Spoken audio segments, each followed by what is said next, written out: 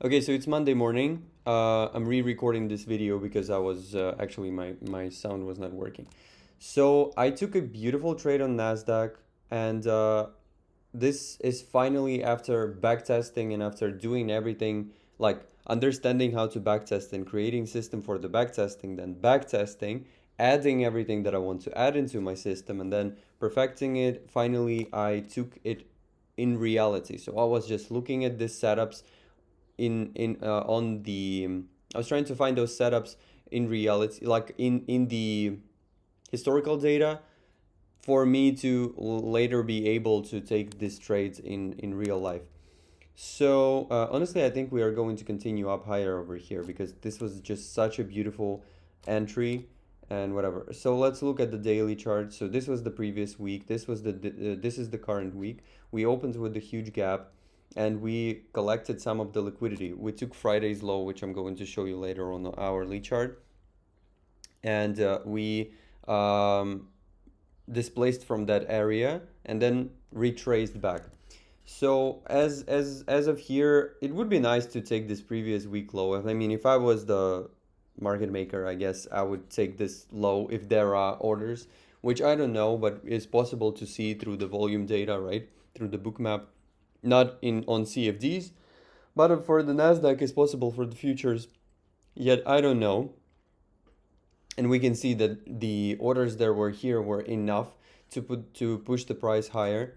So let's see on the hourly chart. So this was the previous week. This is the current week. And as you can see yesterday, right? Yesterday for me in the morning, we took the Friday low with this beautiful gap. We rejected, so displaced from here, and we retraced to the 70.5 percent, right? So we can see it over here. So we retraced back actually to 79% and even lower. So this was the most, this was the best stop loss placement um, to have. And my first trade was actually a loss. I lost 1.18 R. So yeah. So let's go right now to the um, 5 minute chart. And on a 5 minute chart, we can see the dealing range. So I'm looking at this displacement and I'm measuring the dealing range and I'm understanding that here is going to be a discount. And I think let's go through my checklist because this is going to make the most sense. Yesterday, I've created the checklist for it all. And yeah, so this was the losing trade. I expected the price to deliver to this 4 standard deviations. But in fact, I took this other one. When I had a conviction that the price is going to go higher. And I was like, I just don't know when, but it's going to explode. And it exploded, and I took this low hanging fruit, and this is amazing. So the first thing that we are bullish overall. We are bullish overall. So we are not looking for anything else. Over here, we can see that we touched the bottom of the channel, like a humongous channel. This couple of weeks we were trending up. I'm drawing the channel because it makes sense for me. I've learned to use it and it actually makes sense. And right now we are kind of doing the underlying retest. So, I didn't stay in this trade for too long because I don't know, maybe we are going to drop from here because there is a lot of liquidity over here. Or maybe we are going to go up higher. It all depends also from what the Trump is going to say about the Russia and all of the other stuff and help to and aids for Ukraine and everything. I think it's all going to influence because whatever this man says, it influences the market a lot. And it's not that he has a lot of power, which he does, but it's more so that the power is provided to one single person or to Powell or whatever by people who react to what these people say because this matters. And that's actually interesting how the emotional state of one person can be a subject to what other people are going to feel in the next like our collective economy is just so strange, like literally it's based on emotions. While it was supposed to be like a stable mechanism, it's just emotion based thing. um Here it didn't take me out, it was like this. Better to say like this. um let it be because my stop loss was there. Well, so the first thing in my checklist is I'm looking for my bias. I'm not marrying to my bias. I'm just choosing my bias in order to have a conviction and not look for the other way around. So basically, I'm going to give myself two shots, and one of those shots should be profitable. So, and if both of them are not, then I'm done for the day. I'm not trading anymore. So I was bullish overall because I saw this structure, I saw this manipulation, this liquidity grab, then retracement, and I was expecting for the price to actually go higher over here. And there were so many confluences because this whole checklist I built up sitting in this trade, and I was like, oh my god, this is going to be perfect. If it respects, and it was partially respecting that area by this wick, and I was like, oh my god, this is going to work. And then later on it just went up, and I was like, okay, we are cooking. But yet it then took me out while it was generating even more liquidity. Anyways, I re-entered. So the next thing was like market maker structure. It was a market maker bimodal. It was the first thing, first phase. It is a reversal phase, let's say. So there was the dealing range. We say that we were in the discount. Asia 60 to 80 points. I found out that the Asia size, Asia range, so this one, sorry, this from high to low or from low to high, whatever, should be around 60 to 80 points for the most probable setup, for the best setup that is going to deliver a lot. In this case, it did not, but you know, it is what it is. Asia setup. So I divide Asia setup for three sections. So it can be either Asia high, so it grabs liquidity at the high, and then we trade lower, or it is the Asia low, so it's this situation, or Asia 50%. Asia 50%, it's basically normally I would enter on New York or at any time when price, if the price is trending and it is above the Asia high, for example, and then it retraces to the Asia 50% and respects the 50% and continues, then I'm entering on the 50%. My stop loss is going to be either at the previous swing low, or just at the Asia low somewhere, because this is going to be a swing low anyways. And the same thing, you know, vice versa for the shorts. I actually want to make it one color. It looks more aesthetic for me. Anyways, then New York Midnight Open. New York Midnight Open was here, and I'm always measuring how far we are from the New York Midnight Open, and whether we are below it or above it. Most likely, if the price at starting from 2 to 5 a.m. New York time, if the price is below the New York Midnight Open, it's most likely to go up higher from that point.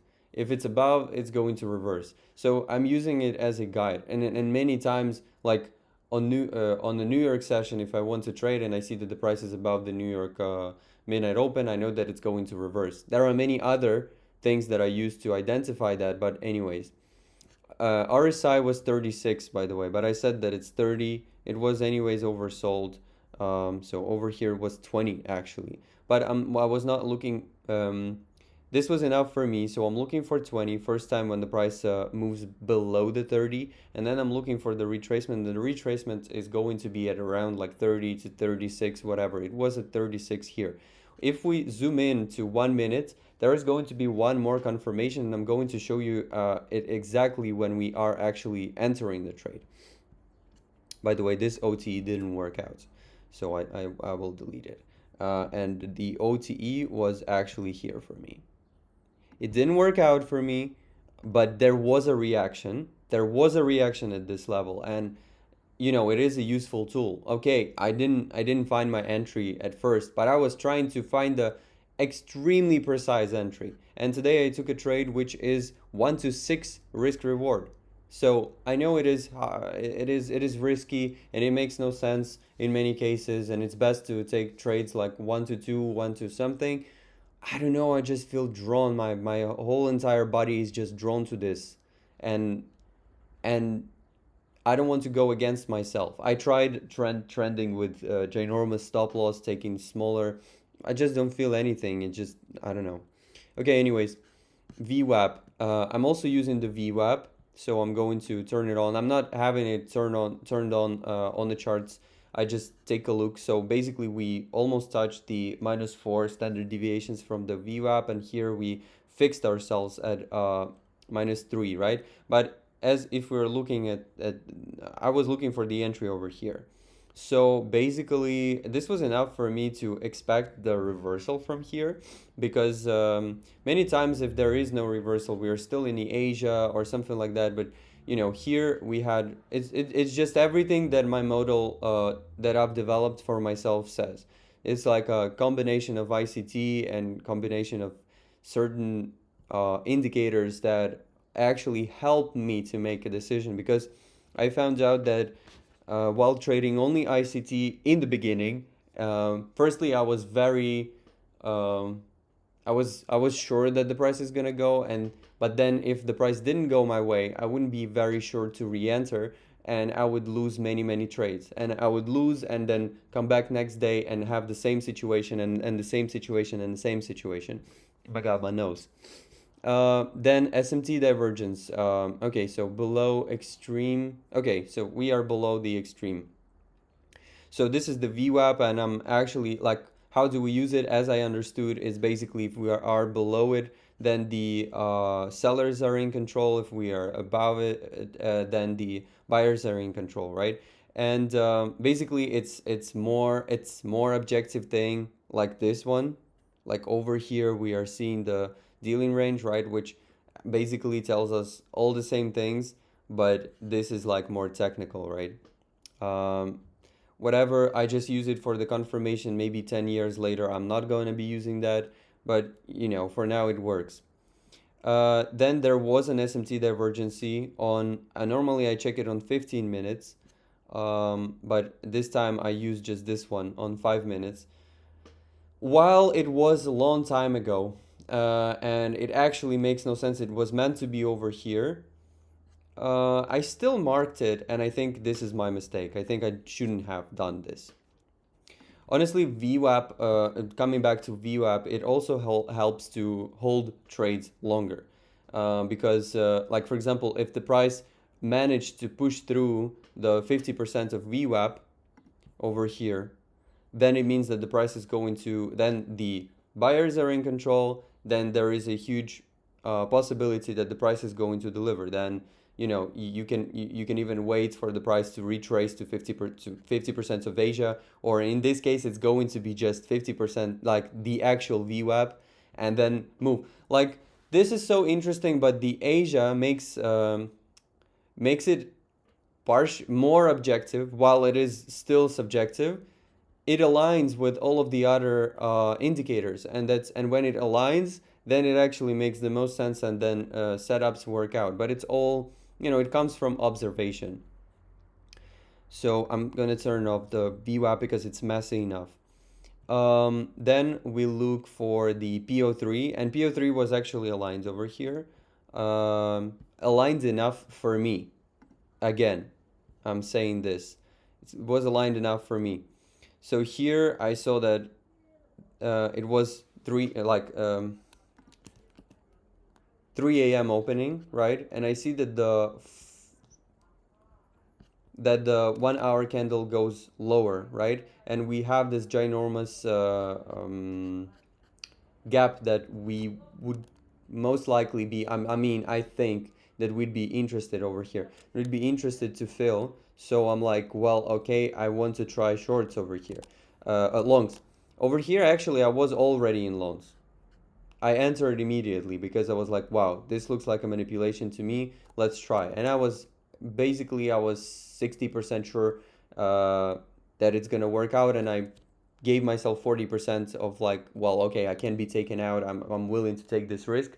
And because this risk is calculated, because I know that it's not going to be more than I can afford, I was willing to take it. So here we can see that the 5 minutes actually moved to the OTE, and I'm like, okay, this would be my perfect entry. I'm still in that entry, so there is no problem for me. That's all fine. I dropped down to 1 minute, and on 1 minute, I'm going to turn off these divergences and everything. On 1 minute, you can see that there was again, price retraced back to the OTE on 5 minutes. And right now I'm looking, and it retraced back to the OTE on 1 hour. If we zoom in, it retraced back into the OTE on 1 hour over here. I was just way too fast to enter. That's it. I was entering prematurely. But anyways, now on 5 minutes, we saw it on 5 minutes, right? It is in the OTE on 5 minutes. Now we zoom in here on 1 minute, and then we see what? We see displacement and retracement to the OTE. And look what happened right exactly after it touched the OTE. It actually showed a it showed that it is ready to move. So everything was perfect for me to take this trade. There was no news. It was France holiday in France, so bank holiday. Actually, I need to mention that it was a bank holiday, not holiday, holiday, bank holiday, and the risk was basically 0.5 R. I have it marked because my account is connected to all of the other accounts, and that's why you know, for me to visually understand how much am I risking for each account. Okay, but what happened next was not actually what I was expecting, because everything was there. Manipulation, displacement, MSS, even market structure shift happens on 1 minute, right? Here, you see? So displacement, here's the market structure shift. Everything was right. Retracement was there, right? My stop loss at the swing low. So I'm checking the stop loss is at the swing low.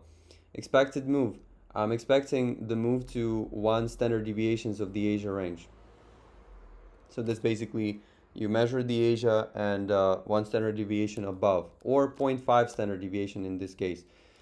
This was my optimistic expectation, and I was thinking that I'm going to hold this trade for at least 4 hours, 4 to 5 hours. But in fact, it delivered way faster, so I just took my profit and stopped. So then Fibonacci 3 standard deviations, this 3 to 5 standard deviation, this is the most probable standard deviation. So that's basically it's basically not not the one, because I'm using Fibonacci trend-based Fibonacci, and when you're using trend-based Fibonacci, so from here to the OTE, then it's going to provide you with the correct move. This one actually is normally delivering to -2, -225, yeah, in the range of -2 to -2.5, and then on this level there is a distortion block where price actually hesitates and retraces, and if it pushes through, then it most likely going to deliver to -3.25 to -4. That's what we can expect. At this distortion block, when price retraces, it normally retraces to 50% of that swing high that it has created. So we are going to see it actually a little bit later, but as for now, it's this. I stay in this trade because I'm like, well, it's going to deliver. Even here, I was like I was still fine with that. But later on, it just moves down. It takes me out. And I'm just waiting. I'm just waiting for what is going to happen. What is going to happen? I'm waiting. I actually tried to short it here. Unsuccessful, because I don't know why I did it. It was emotional. It was stupid of mine. But anyways, here, right when I saw this, I was like, okay, I'm going to enter. And this is going to be my stop loss. I was risking 0.5 R on this trade, and price, of course, retraced. I thought that I'm going to be taken out because it kind of retraced. You know, this is the short-term low, this is the intermediate term low, and this is the short-term low. So this was actually what happened, and this was the perfect entry. So I could have entered even better, but I was already, I was already enough with all that. And the price moved up more, moved up even more, created this fair value gap, buy side imbalance, sell side inefficiency, never even retraced there. So this was basically like sort of a measuring gap, which price never retested. Or as Lumitrade said, when she's looking for reversal, she's looking for two fair value gaps to be formed at the displacement leg.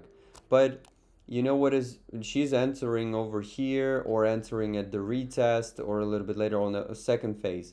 And that actually, it makes sense because it is safer entry.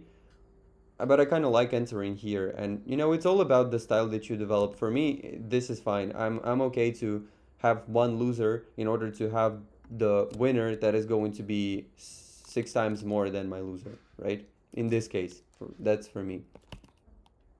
Why I was risking 0.5 already at this time? Because I was, I had a loss already, so I lowered my position. This is what I do. Every single time I have a loss, I make my position smaller. So I'm basically doing the counter non-martingale type of risk management, which actually in the long run, sometimes it can get you, if you get in a drawdown and you for example gambled a lot, you over leveraged and you got into a huge drawdown, and then you are making your position smaller, then this non-martingale thing is going to make you struggle for many months trying to get out of this, but so over here the price retraced back, not retraced back, but exploded, right? Exploded to the weekly open, and I was like, well, fine, weekly open objective is taken, and actually here I closed my position at the Asia high, like at the Asia, somewhere here. So it was 1 to 5, not 1 to 3. 1 to 5.7, right? A little bit better, right?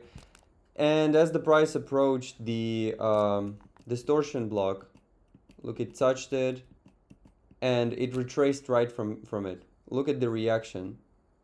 No, sorry, I made a mistake. Here, look at this thing.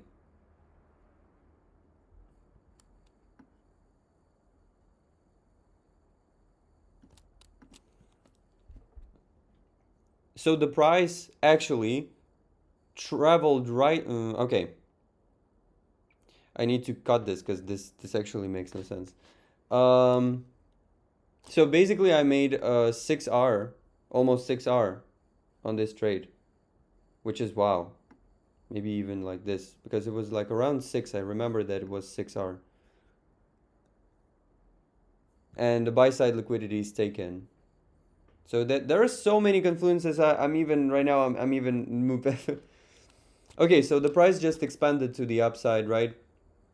Let's assume that this was the measuring gap or something like that. Maybe measuring gap should be somewhere here at the 50% of this whole move.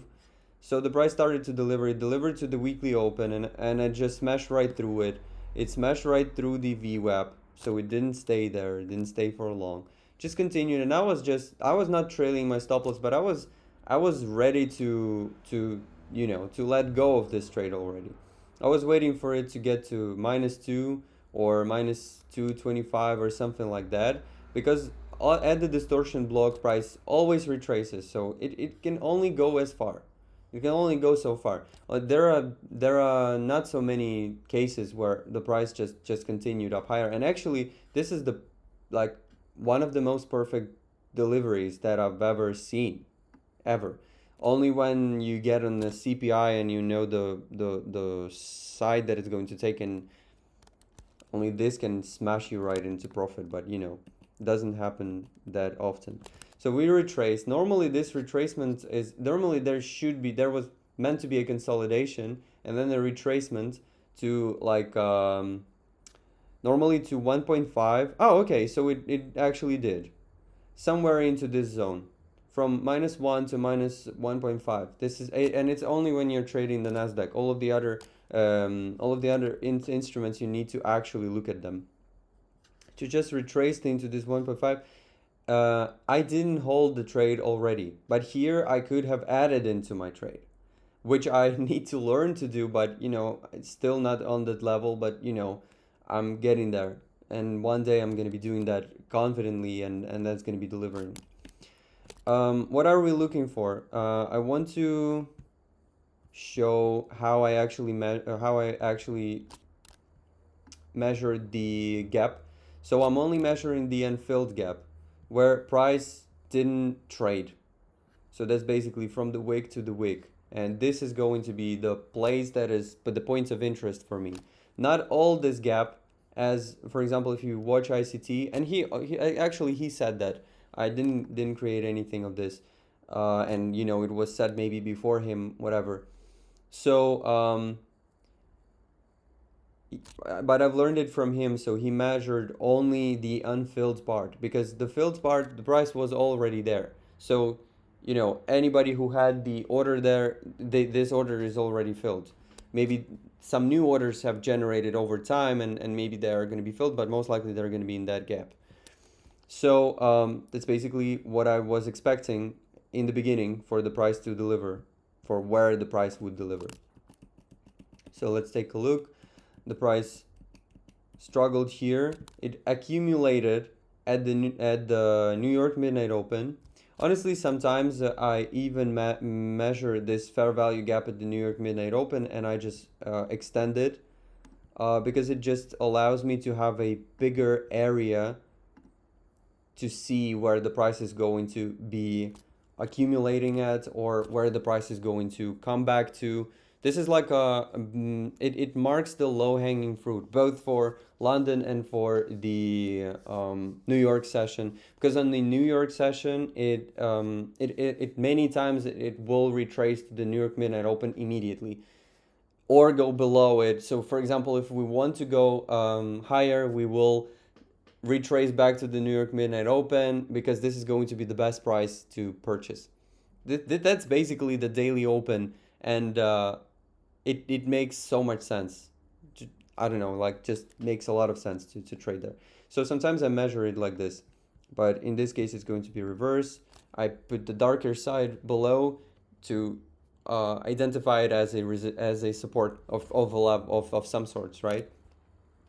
And after that, I know the graph looks looks extremely messy, and I admit that it's not very sexy, but it works for me, and I know that over time I'm not going to have all of that, but it just it just fascinates me how it all works. So it's not that I make myself put it all together, but it's just because I'm just fascinated by the fact that it actually provided and showed it, and it just creates some sort of different emotion. I don't know, some sort of emotion. I get some sort of joy from seeing that it actually respects those levels, and I mean, just that's pure joy. Okay, so we took this liquidity,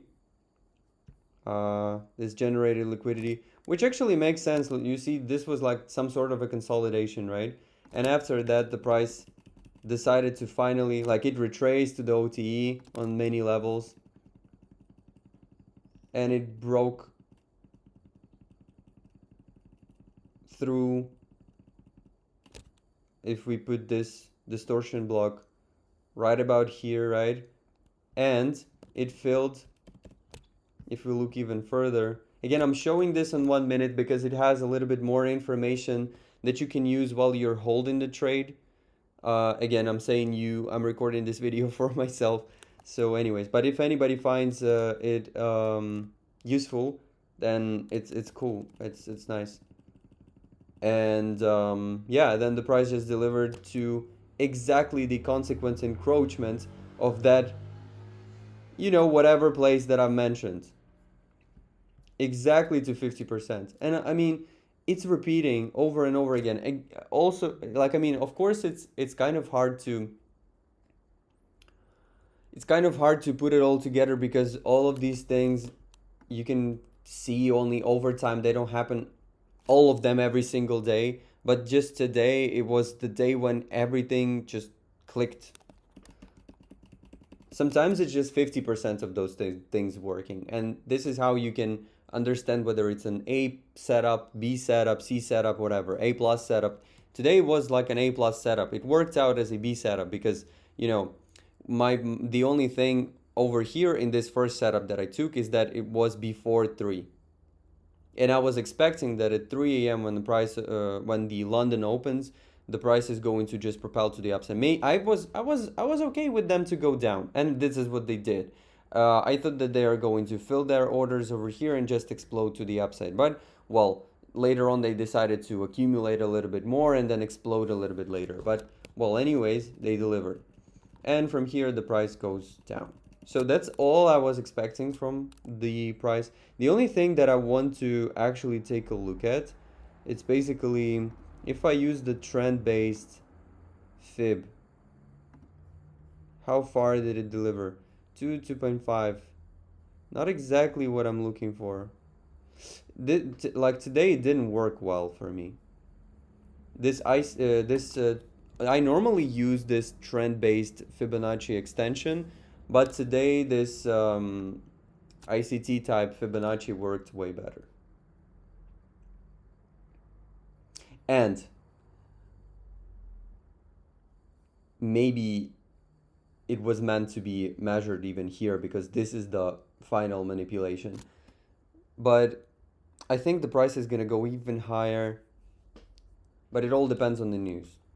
Right now I don't want to say anything much because you see we are doing the underlying retest and we are basically kind of like reversing to the downside. Anyways, this is the trade that I took. This is the setup that I take almost every single day. Now I'm going to log it and count everything and understand what happens and what is going on. And yeah, that's it. That's my trade. Accumulation, there is no accumulation, there is no retracement to the VWAP, nothing. Also, I'm checking the EMA lineup, but well, it's enough of that. Just helps me to hold. And time, it's like check the trade in 1 hour. In 1 hour, I got taken out. Then in 2 hours, basically I held this trade for